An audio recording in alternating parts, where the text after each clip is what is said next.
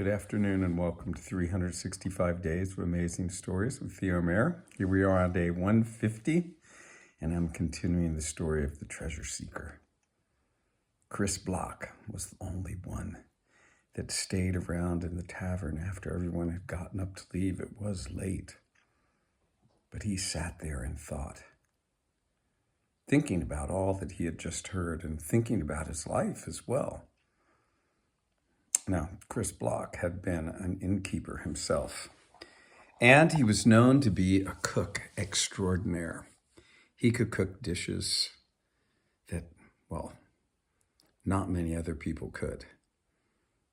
Had a flair for cooking and using ingredients in such a way that it was just a delight to the palate. Now, Chris Block had been steadily going downhill ever since he had married. He had married a beautiful woman named Else, but everyone had avoided her. She was so mean and so cross. People would go out of their way not to have to talk to her or be around or with her. She was that unpleasant, having something negative to say about everyone. Now, it turned out that Chris had wanted to marry young, and not knowing anything about her, but having seen her beauty and charm, well, I guess she really didn't have charm, seeing her beauty, he asked her for her hand in marriage, and she immediately said yes. They were married the next day, and even on the way home from the wedding ceremony.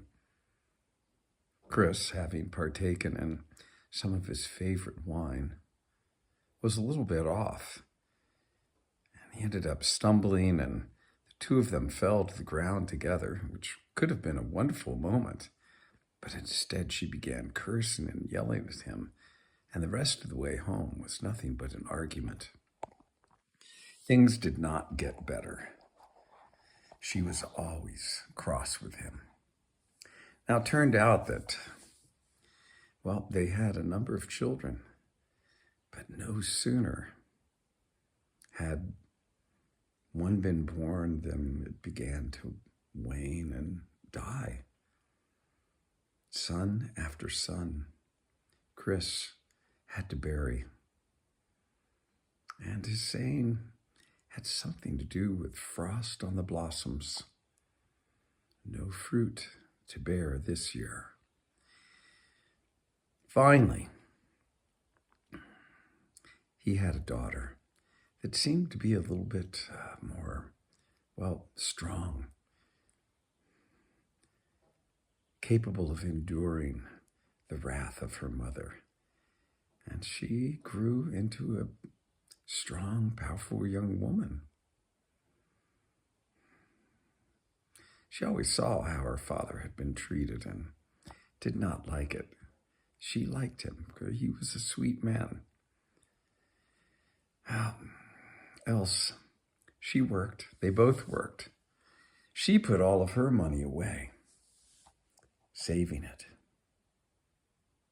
And they lived on the money that he could make, which, as I said, he did worse and worse as the years went on.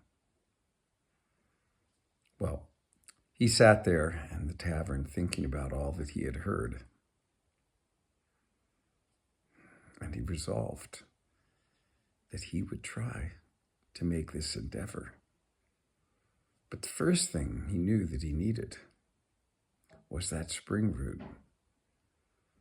And so he began to inquire around about the countryside to all the young men, young boys, I guess is more like it, 12, 13, 14-year-olds that, well, are off running around a lot in the woods.